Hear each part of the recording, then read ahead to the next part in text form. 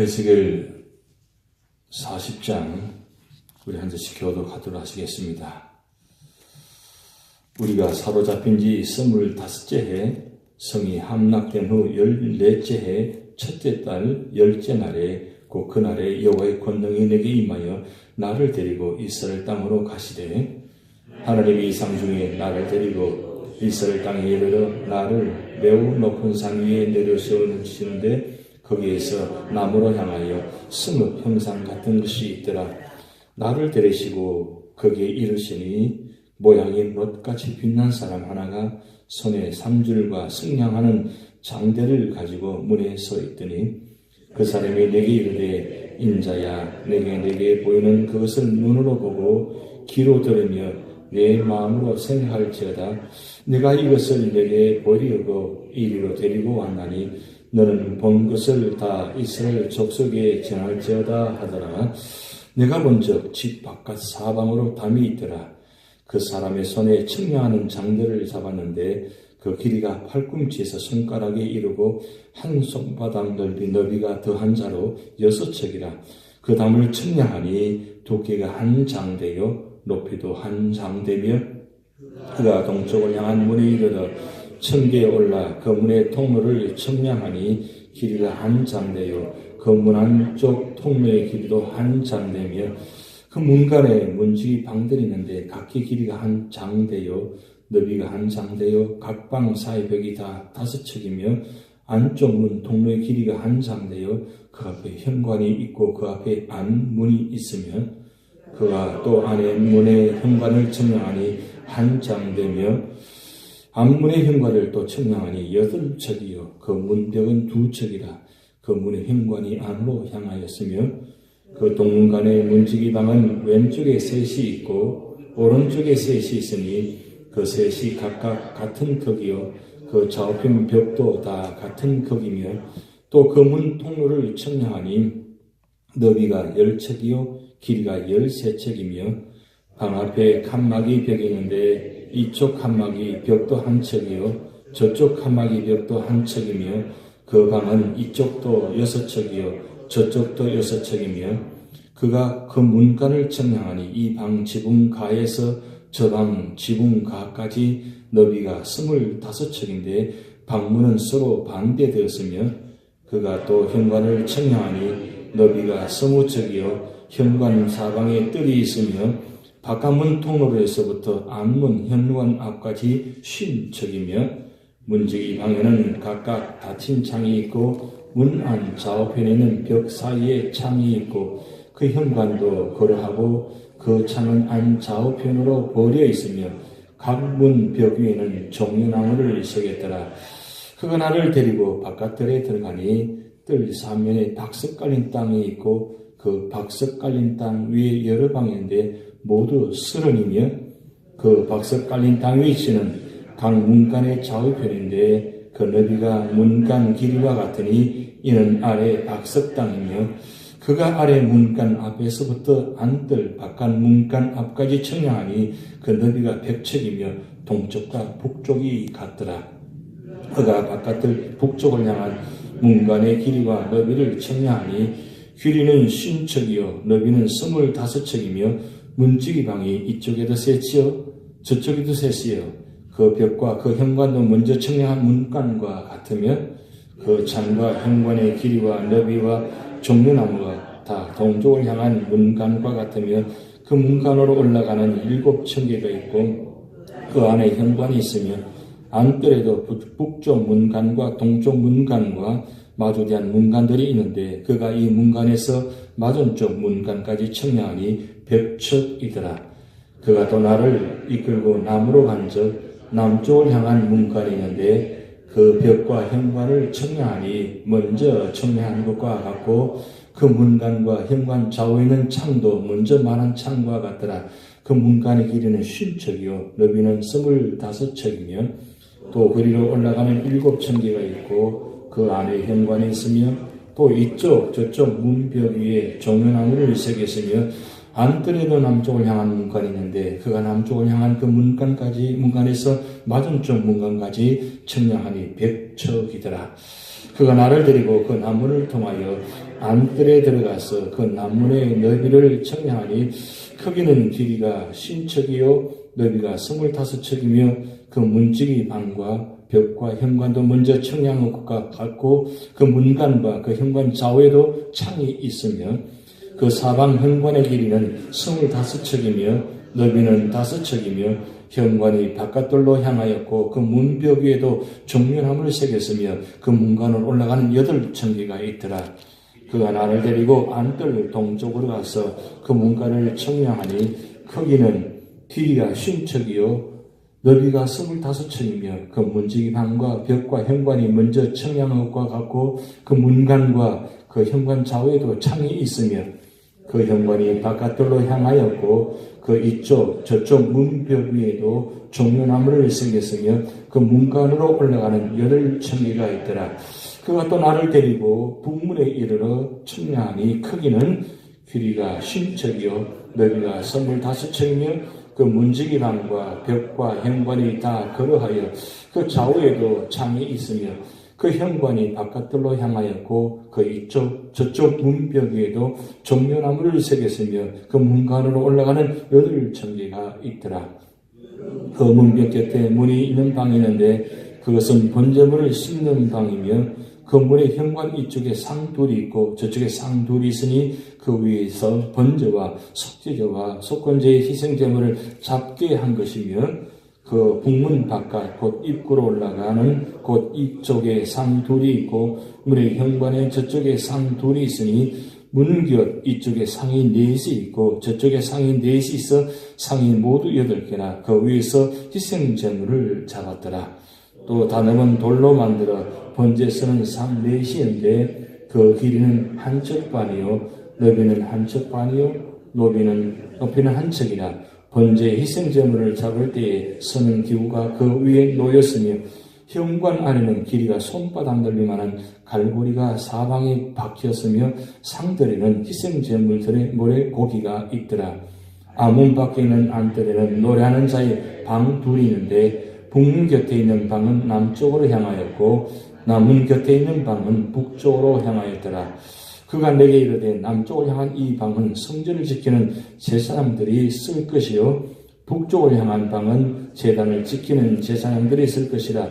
이들은 레위의 후손 중 사독의 자손으로서 여호와께 가까이 나아가 수동전한 자니라 하고 그가 또 그들을 청량하니 길이는 100척이요 너비는 100척이라 네모 반듯하며 제단은 성전 안에 있더라.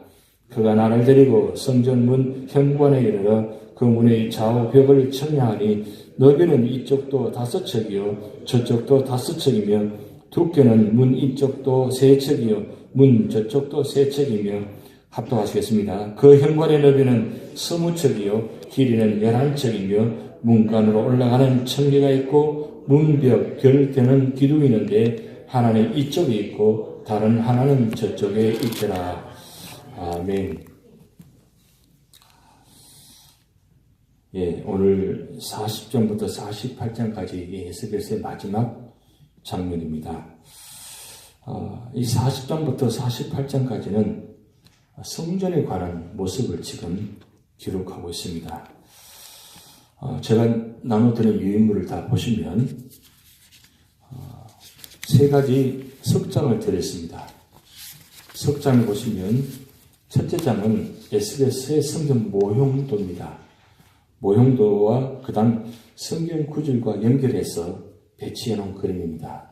이게 보여진 성전의 모형도입니다. 모형도인데 A부터 마지막 영서 W까지 순서대로 보시면 이게 성경 구절과 연결되는 장면입니다. 그걸 바로 뒤편에 2번째 페이지를 보시면 조금 더 상세하게 표현을 해놓은 것입니다. 이 표현을 해놓고 그 다음 3번째 장면은 이 성경 순서대로 성전에 이루하는 과정을 표시해 놓았습니다.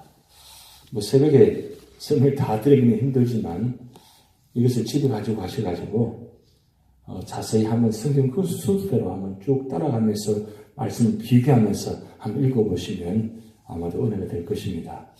근데 중요한 건 역사적으로 성전은 솔로몬 성전, 스룹바벨 성전, 헤롯 성전, 이 세 성전은 실제적으로 있었던 성전입니다.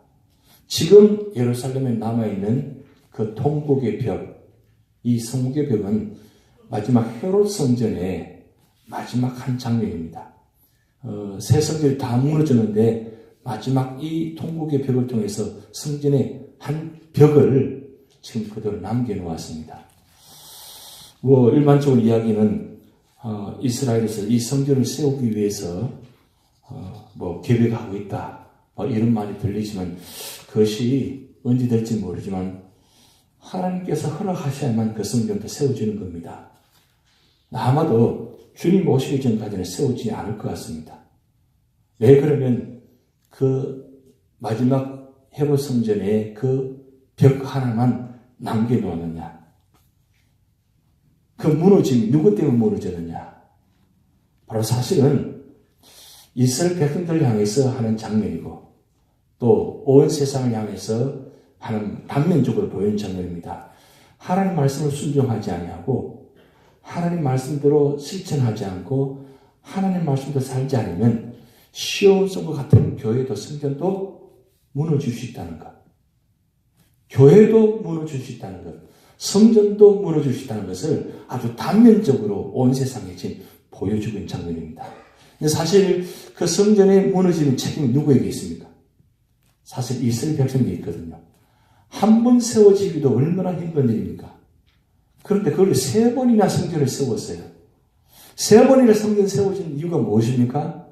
결국 하나님 백성들이 하나님 섬기지 않고 우상을 섬기고 말미암아 심지어는 그 성전 안에다가 우상을 세워놓고 성전 온 벽에다가 성전 벽에다 우상을 칠해놓고 거기다가 제단을 쌓아놓고 섬기는 그 모습 하나님께서 차마 눈뜨고 볼 수 없어서 그 어떻게 하셨습니까? 성전을 다 무너지게 만들었습니다. 그것도 이방인들을 통해서 전쟁을 통해서 아주 심판하는 듯이 무너지게 만들었습니다. 그러면 하나님 성전이 없어져야 돼요? 하나님 성전이 아주 사라지게 만드십니까? 아닙니다. 하나님께서 이 땅에 예수님 보내셔서 예수를 통해서 새로운 성전을 세워줬습니다. 그 성전이 누구인 줄 아십니까? 바로 여러분이 성전이에요. 그러니까 그거는 보여지는 것은 유형의 교회고 성전이고 보이지 않는 것은 무형의 성전, 그러니까 교회가 바로 우리는 말이에요. 그래서 이 마지막 때에 그 예루살렘 성전만 있으면 어떻게 될 것 같아요? 그것도 하나의 우상화 되고 싶다는 거죠. 하나님 그렇게 하지 않으시고 온 세상에 예수 그리스도를 보내셔서 죄를 대속하셔서 피로 값지고 교회를 세우시고 그리고 성령을 통해서 교회를 세우셨습니다. 그래서 사도행전 2장은 초대교회의 첫 교회의 시작이 바로 성령으로 교회가 시작됐다는 것. 그래서 교회가 지속될 수 있고 존속할 수 있는 것은 성령의 역사가 있어야만 교회가 지속될 수 있고 존속할 수 있습니다. 오늘 교회도 교회 건물이 교회가 사실은 아니고 교회 무리들이 모인 것이 바로 성전 교회입니다. 그렇기 때문에 하나님 이거는 교회 건물밖에 되지 않아요. 그래서 옛날에는 교회 밖에다가 어느 무슨 교회 당, 이게 집당자를 써놓았어요.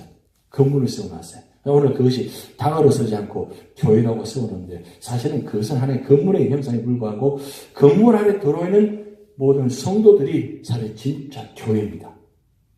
그렇기 때문에 오늘 이 교회가 정말 영원토록 존속하려면 여러분 한 분 한 분 교회가 바로 세워져 있어야 돼요.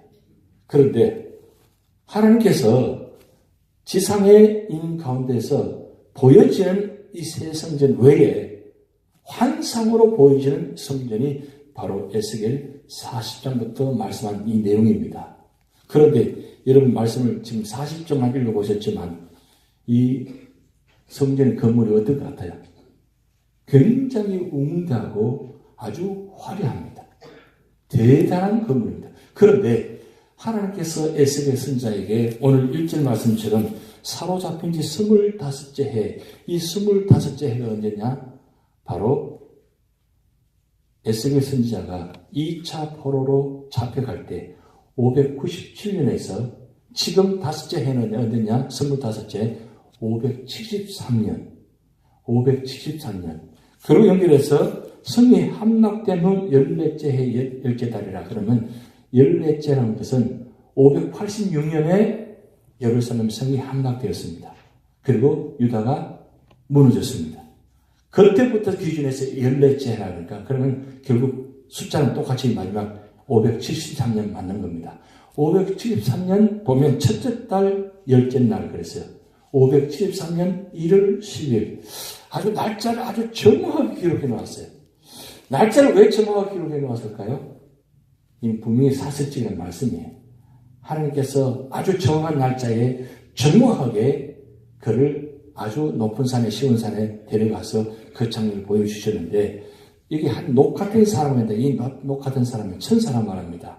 천사가 에스겔 선지자를 지금 이 환상 속에 보이지는 성전을 데려가서 그 줄자를 가지고 정확히 한자 한자 재면서 지금 아주 청량한 모습을 보여줍니다. 왜 그렇게 이 말씀을 구체적으로 말씀을 기록해 놓았냐? 이건 실제적으로 하나님께서 환상적으로 보여주지만 사실 환상 속에서 진짜로 보여주고 있는 장면이에요. 사실 이런 성전이 세워지면 얼마나 좋겠어요. 그런데 이런 성전이 세워지지 않았습니다. 이게 하나의 환상 속에 있는 성전의 모습입니다. 그런데 보면 우리 말씀을 보면 실제적으로 세워진 것처럼 보여요. 그런데 에스겔 선지자를 통해서 이 말씀을 우리가 주시는 교훈은 바로 그것입니다. 비록 우리 삶의 자리에 이런 성전이 없다 할지라도 하나님이 세우시는 제단은 이와 같은 제단이라는 거예요. 모양은 우리가 지금 현재 우리 교회처럼 이런 모양이지만 사실은 실제적으로 하나님이 주신 이 환상 속의 교회가 이렇게 세워져 있다는 뜻입니다. 그런데 오늘 말씀 보면 계속 반복해서 나온 단어가 청량하는 장철 이런 단어가 계속 나옵니다. 사실은 이 길이를 표현하는 건데 이 장이라는 것은 한 장이 길이가 어느 정도느냐? 약 3.2m 정도예요. 3.2m. 그런데 성전 이 모든 다 건물 담들이 높이와 두께가 똑같다 그랬어요. 그러면 생각해 보세요. 두께가 3.2m, 높이가 3.2m. 어때요? 이 담 하나가 굉장히 두껍고 높다고 견고하다는 거예요. 그러니까 3.2m의 이 두께와 높이를 세우는데 이게 사방으로 둘러싸져 있다는 거예요. 그럼 누구도 이 담을 뚫고 들어올 수 없다는 거예요. 왜 하나님께서 이 두께를 이렇게 아주 두껍게 만들어 놓았냐? 그것은 세상의 어떤 제약도 이 성전 안에 들어올 수 없다는 거예요. 그걸 상징적으로 지금 표현하고 있습니다. 그런데 여러분 두 번째 페이지를 보시면 제가 나눠드린 인물의 두 번째 순서를 보시고 세 번째와 연결해서 보시면 첫 시작을 보여주시는데 동문으로 시작해서 그리고 북문으로 들어가서 그리고 남문으로 들어가서 보여주고 그리고 남문 안쪽 뜰 안에 남문으로 들어가게 만듭니다. 그러니까 바깥뜰과 안뜰을 지금 표현하고 있는데 첫 시작은 바깥뜰에 세문이 있고 안뜰에 세문이 있다는 뜻입니다. 조금 더 구체적으로 말씀드리면 사방으로 겉에서 밖으로 보였을 때는 바깥뜰 세문이 사방으로 둘러진다는 뜻이에요. 그런데 동, 북, 남 이렇게 문이 세 개 열려져 있습니다. 그리고 그 안에 안뜰 성수와 지성소 건물인 것을 안뜰이라고 합니다. 이 안뜰에도 똑같이 동, 북, 남에 똑같이 문이 세 개져 있습니다. 여러분 보시다시피 세 번째 보면 첫째 동문 그림이 있죠. 동문 그림이 똑같이 세문 그러니까 앞문 그러니까 6개 문이 있는데 6개 문의 모양이 다 똑같다는 뜻이에요. 이해되시겠습니까? 동문의 모양과 북문의 모양과 그리고 남문의 모양과 안뜰에 있는 남문, 북문, 남문 똑같이 모양은 똑같다는 뜻이에요. 여러분 동문의 모습 보니까 방이 좌측으로 우측으로 6개 있죠. 보입니까? 6개가 있다는 뜻입니다. 6개. 6개가 동문 안에도 그러니까 문을 들어가면 문 그 입구에 거기에도 방이 6개가 있다는 뜻이에요. 요 모양이 똑같이 북문에도 남문에도 그리고 안뜰하는 남문에도 북문에도 남문에도 똑같이 요 모양대로 형성이 됐다는 뜻입니다. 그리고 동문에 들어오면 양쪽으로 방들이 쭉 있죠. 두 번째 페이지 보시면 저장고 나와 있죠. 보이십니까? 두 번째 페이지에 보시면 각 사방으로 되는데 남쪽, 북쪽, 그러니까 동쪽, 북쪽, 남쪽에다 보면 각 저장고가 나와 있죠. 그죠? 여기에 방들이 몇 개냐? 30개의 방입니다. 30개의 방인데 이 방들은 무슨 역할을 하느냐?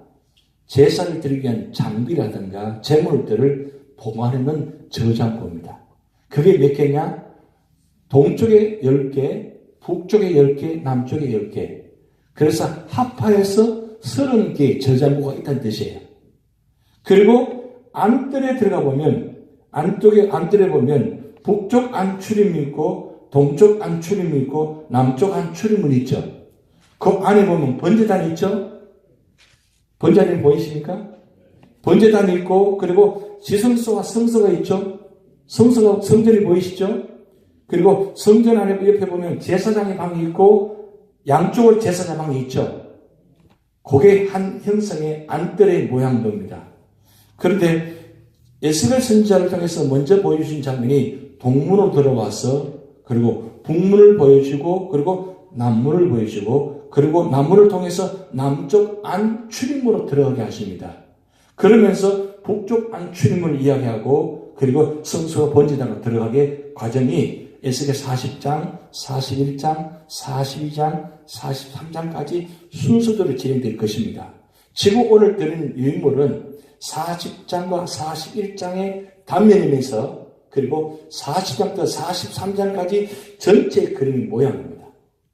자, 이 그림을 이제 오늘부터 내일, 그 다음에 화요일, 수요일까지 연결해서 말씀을 드릴 것입니다. 근데 중요한 건 이 그림들을 집에 가셨다가 놓고 오지 마시고 계속 성경에서 끼워 놓으시기 바랍니다.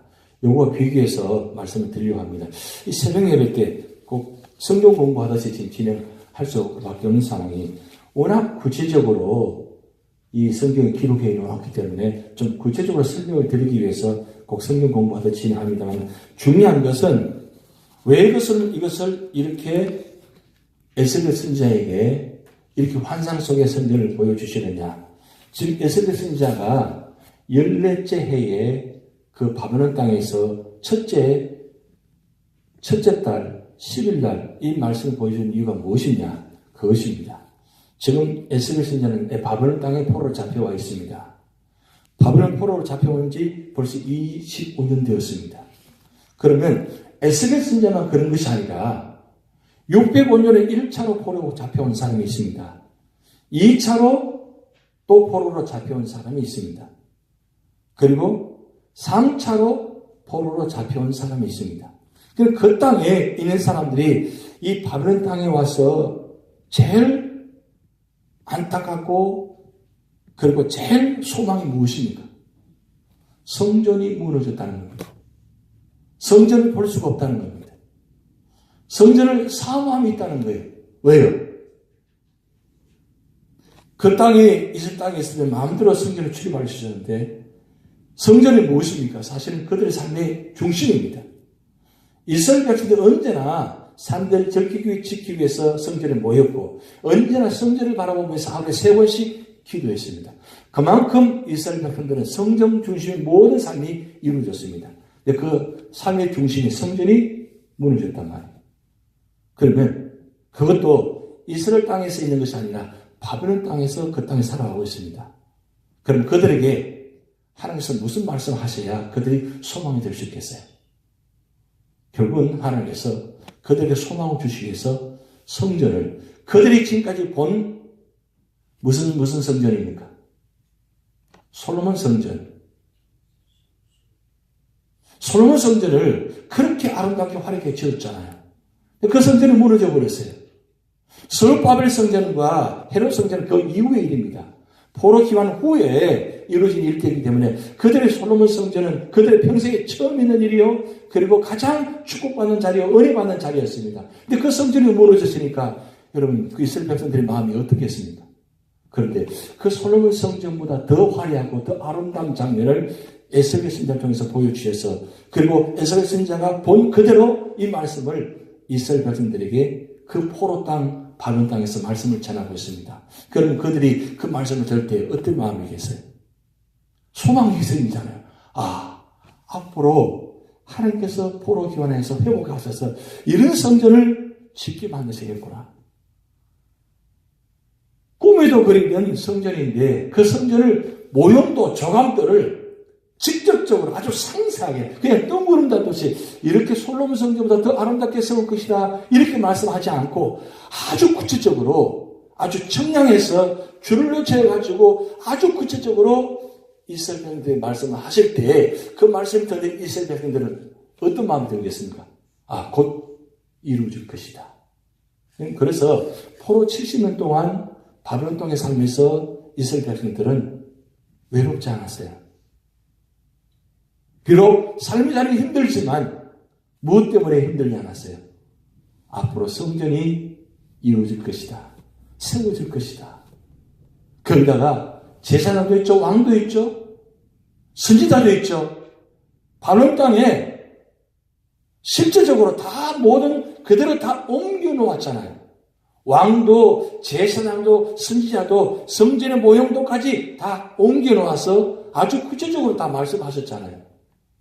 그러면 바벨론 땅에서 그들이 삶을 살아가서 소망이 있잖아요. 오늘 말씀 보면서 우리가 그런 생각 듭니다. 이스라엘 백성들보다 오늘 우리는 더 축복받은 분들이다. 교회가 세워져 있습니다. 이 추운 겨울, 오늘 제일 추운 날씨인 것 같아요. 제일 추운 날씨에 교회 안도는 어떻습니까? 따뜻하잖아요. 제가 3년 전에 왔을 때는 참 성질이 추웠어요. 참 추웠어요. 그래서 교회가 너무 춥다 그런 생각이 드는데 보세요. 얼마나 따뜻합니까? 이렇게 아름다운 성전이 세워져서 마음껏 와서 기도할 수 있고 예배 자리에 지키는 얼마나 감사합니까? 내일 구체적으로 좀 더 말씀드리겠습니다만은 원래 솔로몬 성전은 문이 하나밖에 없습니다. 그런데 오늘 성전의 문이 몇 개예요? 바깥뜰에 3개가 있고 안뜰에 3개가 있습니다. 이 뜻은 누구든지 이 성전은 들어와서 예배 드릴 수 있는 곳이라는 거예요. 누구든지 들어와서 성전에 물리고 들어올 수 있는 것이 바로 환상 속에 있는 새 성전의 모형들입니다. 결국 이 말씀은 결국 앞으로 주님께서 오시면 이런 놀라운 은혜들이 이루어진다는 것을 요한계시록 21장을 통해서 보여주고 있습니다. 결국 우리 삶의 자리에 성전이 우리를 통해서 결국은 은혜 받는 자리요, 구원받는 자리요, 축복받는 자리라. 그 성전에 출입해서 우리가 마음껏 예배드릴 수 있는 자리가 바로 오늘 여러분 자리라는 걸 기억하시면서 감사하시면서 교회를 통해서 성전을 통해서 승리하는 여러분 되시기 바랍니다. 같이 기도하시겠습니다. 하늘에 계신 우리 아버지여 이름이 거룩히 여김을 받으시오며 나라의 임하옵시며 뜻이 하늘에서 이룬 것 같이 땅에서도 이루어지이다.